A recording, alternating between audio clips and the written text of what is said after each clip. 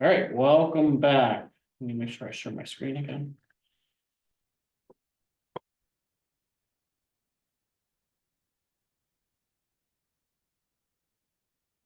Yeah, originally I thought it was going to snow tonight. They were saying over the weekend, and now it's like tomorrow night or Thursday and Saturday and Sunday and Monday. So much snow. All right, couple different terminology here. So we're talking about marginal analysis, with marginal revenue, which is MR. Then there's MC, which is marginal costs. There are two totally different things. If I'm looking at the marginal cost, it's a cost of investing. The revenue is a cost of my return. They mean two totally different things, and I want to make sure we understand completely. Marginal revenue, and I apologize, you can barely see it on here. It's the additional revenue from producing or selling one more unit. So we're making something else, but it's going to make us money in return. The cost is additional cost of doing it. So do we want them to equal? No, we don't. I want revenue to always outpace costs. Unfortunately, sometimes it's reversed. Cost will outpace revenue. Right, and that happens quite frequently when we're doing investments. And if you heard earlier, about buying cars. So if you're buying a car, it's a very bad investment for you. For a company, though, it could be a great investment. It's an opportunity to make something up. Think of Uber. If you're Ubering for a company, you're making money. Uber went out and did something very innovative. They created an app. Their inventory is like nothing. I have like no inventory. They have an app and they service it. Brilliant. Absolutely brilliant. DoorDash, same thing. The days of having taxi stands are pretty much gone. Right? Taxi companies, their marginal revenue was very low because their cost was so high. They had insurance, they had gas, they had employees and all other factors that went in there. Then all of a sudden a very innovative company came out, Uber. And then you have other ones as well. What their marginal revenue is extremely high. Cost is maintaining an app, but apps are also very expensive, and there's insurance with that as well. But you want to make sure it always outpaces. You want to sell more. Revenue is going to go up. So is your cost. Right? They are both going to go up if you focus on selling more items. We'll use a rock salt example. Nobody could find rock salt last week. Didn't exist in any store, which is really weird.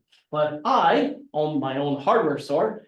I would like to thought ahead and say, hey, I'm going to invest more. My marginal costs are going to increase. Because I know every winter it's going to get cold here. We're going to need rock salt. Weird thing. And it's going to snow. So we're going to spend more money on this. But when it does snow, we're the only one left. My marginal revenue is going to go through the roof. I can increase pricing a little bit. I can't gauge or gouge them, but I can definitely increase it a little bit. So I can add $2 or $3 a bag. And all of a sudden, what happens to my marginal revenue? It goes up. This is the cost of me doing business. I spent more money originally. I spent a lot of money in November. I got tons of pallets in storage.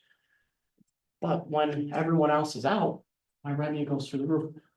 I would like to know why no one did this. It doesn't make sense.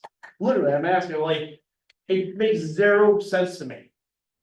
Why any company did not do this. Because I guarantee you, a year from now, it's going to be cold again. There'll be snow, there'll be ice.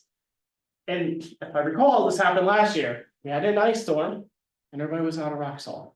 Everybody's looking for it, no one could find it.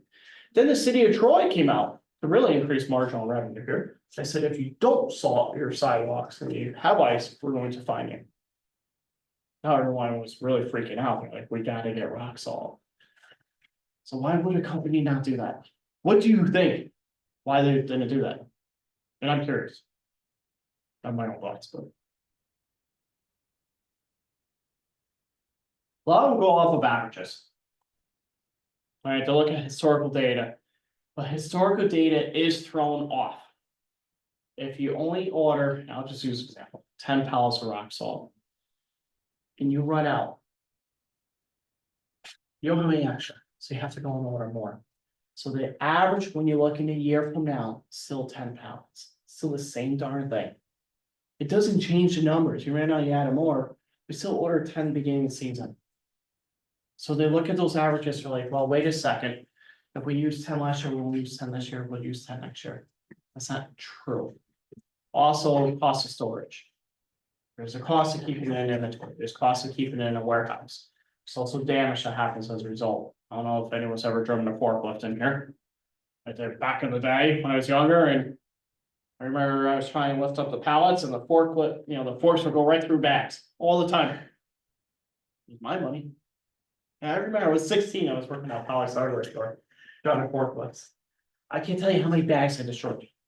I can't tell you how many pallets fell over. It's a true thing. True statement here. So that's a big factor in there. But let's back up to the chapter 3. There's a risk for everything. If I know I'm going to have to destroy 50 bags, 50 bags will get destroyed, but I'll make XYZ money. Why not do it anyways? What if Seriously. the snowstorm misses you? Is Roxall going to go bad today? And that's it, but that's a good question. What if it misses? What if we get no snow this winter?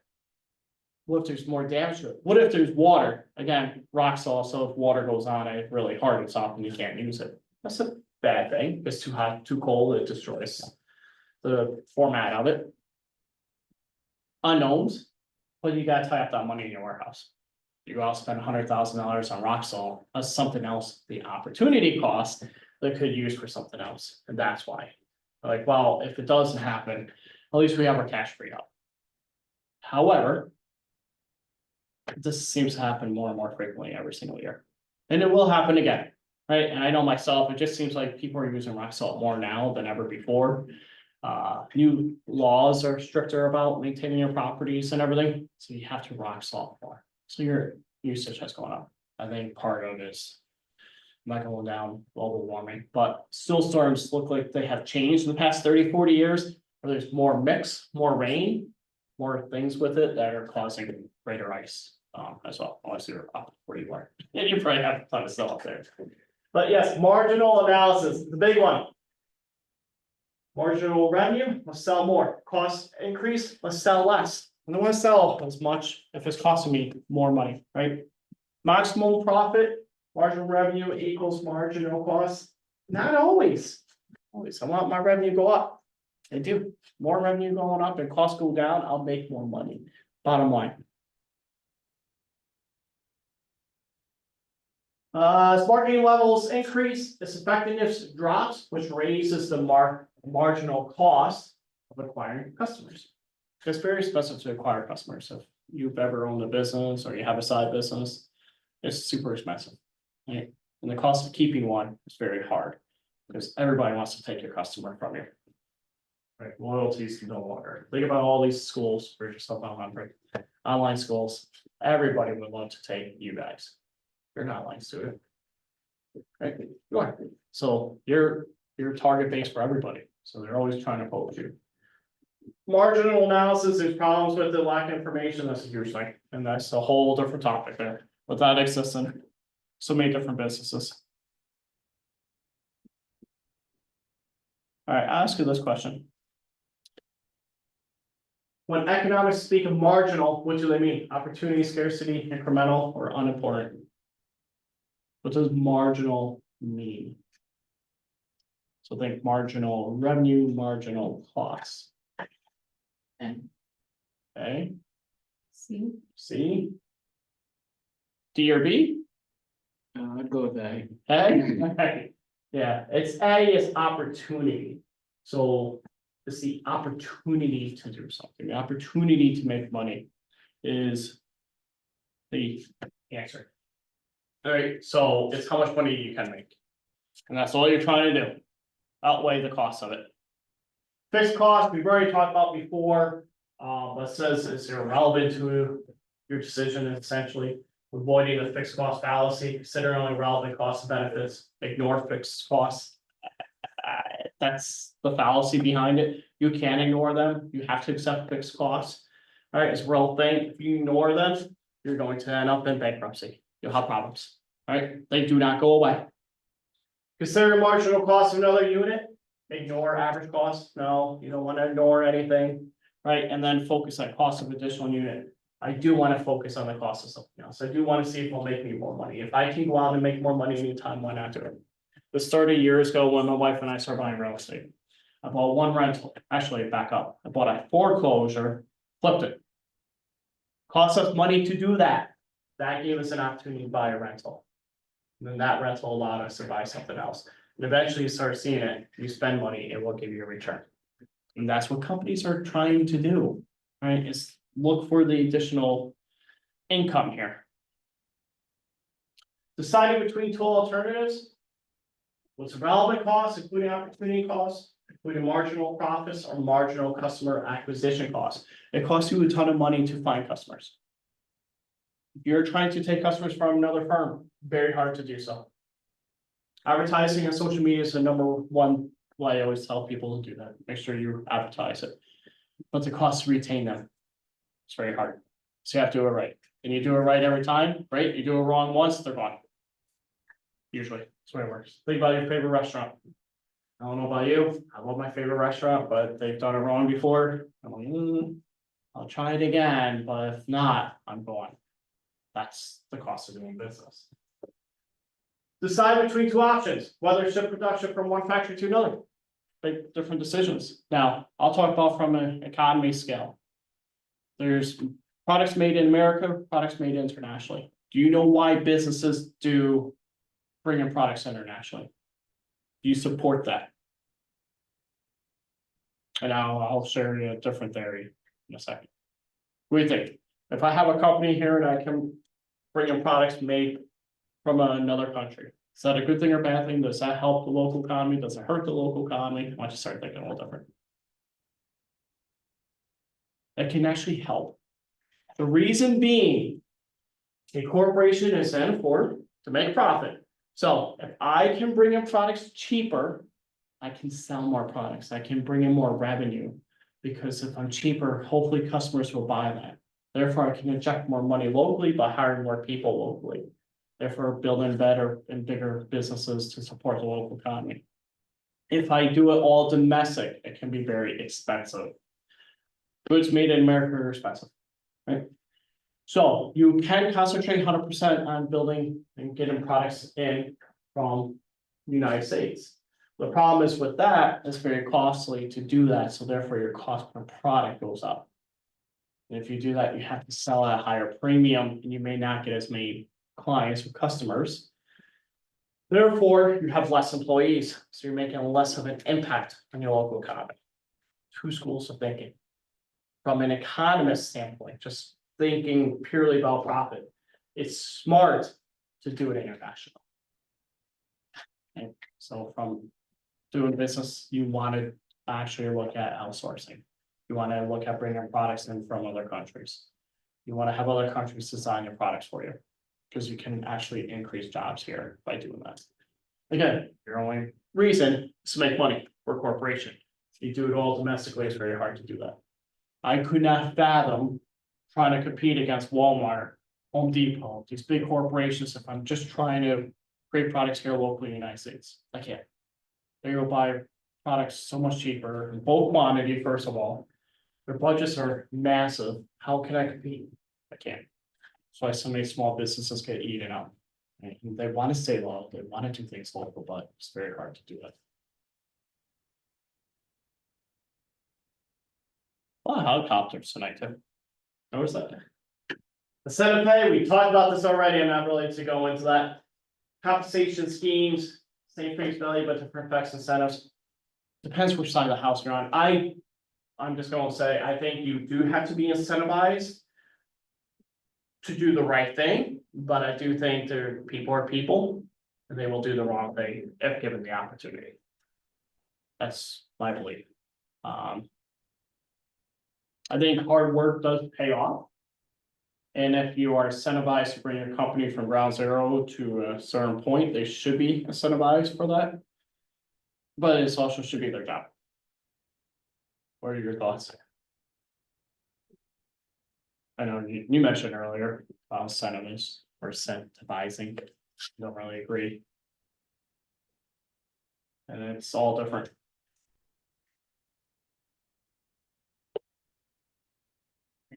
I think people should be incentivized, but I do believe there should be a cap to it, like. Because I believe at a certain point. Like the upper management can be incentivized to a certain point, and then after that, I think it should.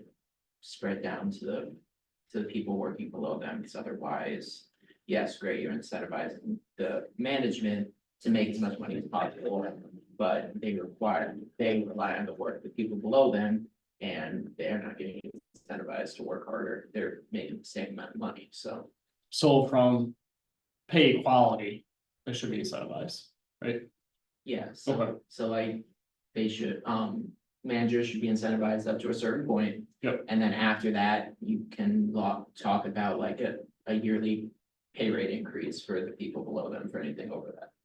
Do you think, and honestly for a discussion, do you think that would increase overall performance in a company? If other people were getting paid, so such as entry level positions, they were getting incentivized, would that increase revenue in a company? I think so, because I think if you increase that, you're also increasing retention rate, like. Those entry level positions typically have high turnover because Mhm. they're not getting paid enough to stay, but if. They see that I'm joining a company that has a history of upping my pay every year that I'm here. It's an incentive to stay, especially if they see upward mobility after the fact too. Yeah, no, I agree. Do you think I'm just picking your brain. Do you think an entry level position should be incentivized higher? Or an entry level position should be an entry level position? Think it should be entry level, because entry levels to have kind of built-in incentives with the built-in incentive being if you do well with this job. You have upward mobility because it's just entry level. So, you have a natural, you do well with this job, then, we look internal for first promotions before we're looking at external, so. How come companies don't do this? A lot of them don't. And it does work, by the way, it does. If you incentivize frontline, depending on different industries. But there's one reason why a lot of companies don't do this, you know why? Expensive. Yep, that's it. And their only reason is for money. Right? It's the right thing to do. 150% correct. If you're paying the front line and someone that's making minimum wage and you can give them an extra $1 an hour, give them an extra $100 a week, that can change their life. But companies don't do it. And I think more should. And I think if we took away from some of the executive pay and still spread it evenly, I think that's fair. Unfortunately, they don't. They'll still pay the executives the same amount of money. So therefore we have cap, we'll say $5 million up here. So they took 5 million and said, pay me, and we'll say, so pay me 5 million. And you spread it out with everybody. Well, then I would complain. I like equity awards for incentives like employee ownership. Because that does really just keep incentives aligned and doesn't Regeneron give options to like entry level employees as well? Yeah. Like that's something that they do. Do you know what the policy is for if people leave after, just a couple years, what the retention is? I know, no, I don't, but I can tell you just dealing with options at TD, so it's 3 years, so they have to hold on to it for 3 years, so if they leave before that, they get nothing. Mm. Right, so the executives, they are granted options, and way options work is stock price. So say they're given stock at $50 and they're given 5,000 shares, it's worth nothing. All right, it's 5,000 shares at $50. It's not worth anything unless the stock price goes up. And then the difference of that is what it's worth. So they are incentivized to make sure the share price goes up. And you want it to go up as high as possible, right? It goes up to $55, just $5 times whatever share. And it's funny because I was just having the exact same conversation on the way here tonight because there's an executive exercising tomorrow at TD. And he has a lot of shares. And I said to my peer, I said, well, how much money do you think it's worth? And he started with the company in 2017. And the stock price was $57. It's now worth $58. It's $1. If he gets 30,000 shares, he gets $30,000. May sound like a lot. It's not.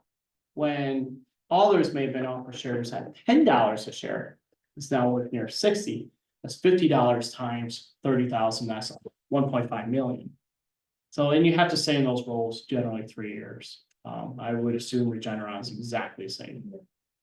Cause I know like, cause I work with exclusively like executives of Fortune Mhm. 500 companies or retired, Mhm. so we deal a lot with like equity compensation, and it like changes depending on the company. If you're, retiring or if you're leaving, they might just totally in the severance agreement say like, nope, you don't get any of your options or any of the ones that are vesting over the next couple of years. Or instead of getting until your normal expiration date, you only have 1 year to exercise all of your options, so it changes things substantially. Do you know what vesting means?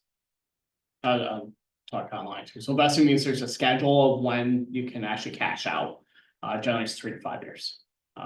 Year, that's pretty long. Well, it's like, cause for the vested ones, the ones that are Okay. unvested, often they forfeit.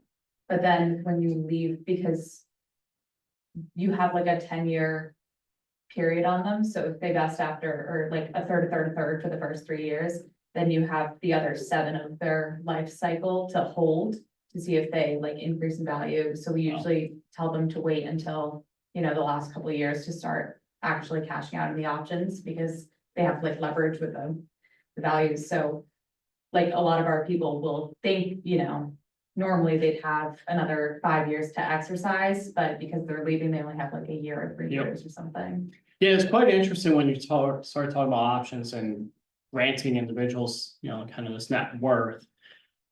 I was just literally having another conversation today with my supervisor, and we're talking about, yeah, be careful. We were talking about a current executive and kind of their drivenness, what they're trying to do and change culture and do different things. And yes, they're getting highly compensated. And yes, a lot of people don't agree with those decisions. But from an economist standpoint, it makes sense. Just to bring in money. So they are incentivized to get stock price to go up. They're incentivized to make sure the company does better. That's their job. That's what they're getting paid to do at that level. They're not getting paid to make sure entry level people are being taken care of. They have directors, they have vice presidents, they have, managers that do that. It's just interesting because so many people on the outside look at executives as a big bad and ugly people, and they're compensated so well, and they're overcompensated.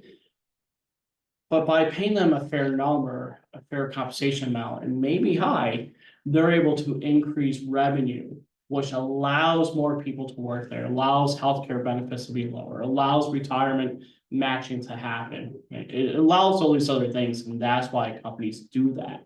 You probably see that a lot. Yeah, we have a lot of clients who like between share ownership requirements and the amount that they get, like their net worths look insane, but if the stock dips They're negative. $5, Yeah. it's like 70% of their net worth is gone. Yeah. It's like ridiculous, we have one guy in particular who is the CEO of a company, and his net worth is 95% company stock. And he can't retire, and he's the CEO, so he can't sell because it looks, bad for optics. Scared, yeah. So like, it's just, Imagine so the hope is that the stock stays at this price for, Yeah. another 10 years.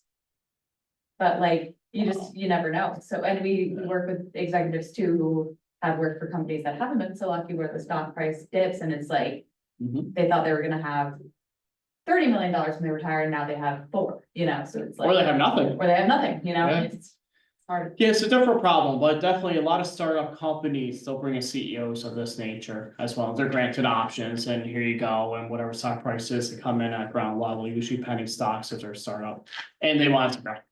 But so many companies end up failing, so they may have $50 million on paper for the company, it does nothing. So they lose 100% and they walk away with nothing. Yeah, it's like if you are getting this equity award for $1 million, Yep. it's like, if you had $1 million, would you buy your company stock entirely, or would you buy, the S&P 500 and diversify a little bit? Yep. It's like, it's just so very. All day, every day, diversify. Yeah, it's very weird because there's also a lot of companies out there, they will structure CEO salary, so they will get paid a salary the first 3 years. After that, it's all granted in options. So they may get paid 500,000, whatever, upfront for 3 years. And then after 3 years, they sign a 10-year agreement, but the stock options don't go anywhere. Actually, their salary's gonna be zero. They give up everything. They could file bankruptcy in their own personal life. It's just crazy way it works. And so many different people say it all the time, like, oh, these guys are the bad, they get paid too much. No, not always. They don't. And their main job is to increase shareholders, right? Sure, increase the price. If they don't, companies are losing money, then they're out of a job. That's the other thing too, like they can get fired so quick. I feel like you get The board will paid that terminate. money because it's Yep. like, it's not guaranteed at all, and you have to take that risk with it, that you could not have a job in a year.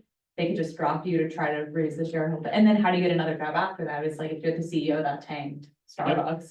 Yeah, so again, we're recording, so I gotta be careful. There's or there was an executive that was just promoted recently at my employer, and was let go like the next day.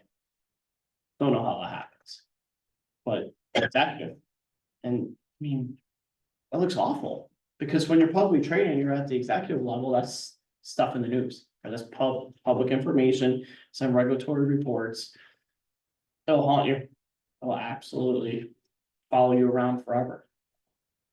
I don't know. I gotta be cautious on that, what I say.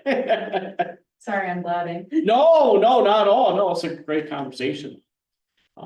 Just last two slides here really is compensation plans should be designed to avoid shirking, which we absolutely just talked about. Senior management levels impact company revenues and expensive. Incentive pay schemes can increase employees' marginal incentives. I'm a big fan if a CEO does something, they should get better incentives, such as free healthcare, free car, maybe even housing allowance. That's an incentive to keep doing better, right? But it has to be tied to profit, not to employee morale. And that's a big component here. Conditions on which incentive schemes are most effective is virtually impossible to measure and reward all desirable activities. There's local presidents of colleges as well that have been compensated very, very well. RPI is a great example. I don't know exact number anymore, but Dr. Shirley Jackson was paid, I think at the time, she was the highest paid African-American female of any college president. And I think it was over $8 million a year. People looked at that as a bad thing. College tuition was so high. However, RPI has what type of reputation? Pretty good. Right? It's kind of like Harvard, right? Of engineering has an excellent reputation. Is there a cost for that? Is the school doing, was it doing so well because of that? And there's got to be credibility there as well. Again, main driving force is to increase revenue. So pay someone really well that's done a very good job. And if you increase our revenue, that's an investment. That makes sense. Or you hire the terrible CEO or hire the terrible president of a college that may have closed or something, and you bring them in and you hope to get different results. Probably get the same results, right? Similar results. So what do? You hire someone that has great talent to do that. And that's what you're looking for. Is incentive pay unfair? I'm not going to comment on that. That's for everyone. Right? It's your own discussion. It really is. I think incentives have to be, I think everyone should be getting incentivized. If I put my manager hat on, I think people need to be incentivized in all positions. I do. If I'm the corporate CEO person, jobs to make money, be as cheap as possible. Right? That's the reason businesses exist. But I do think, as a human factor, everybody should be incentivized. There should be some type of incentive plan out there that exists, no matter what. It's just unfortunate it doesn't happen. Doesn't exist always.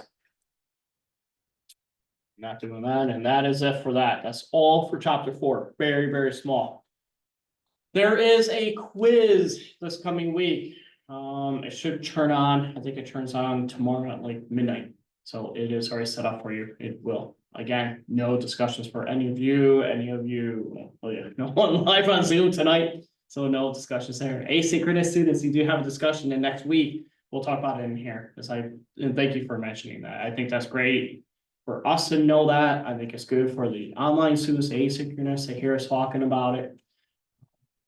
It can definitely stew a different type of conversation in here. So I think that's a great suggestion. There is a discussion board for the asynchronous quiz. chapter 5, looking ahead for next week. So next week we'll do chapter 5. The following week, I am not here. And I think I mentioned this a few weeks ago. If not, I apologize, but I'm not here. I am here next week, but the following week I am not. There will be a recording of this. I will do everything here, like next Wednesday night, I'm going to stay and do all this.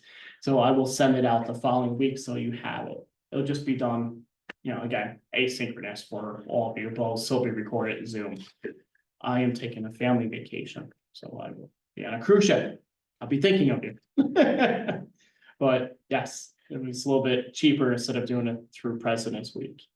Other than that, I'm going to stop recording. But chapter 5 and quiz for next week. You folks have a good night and we'll continue on.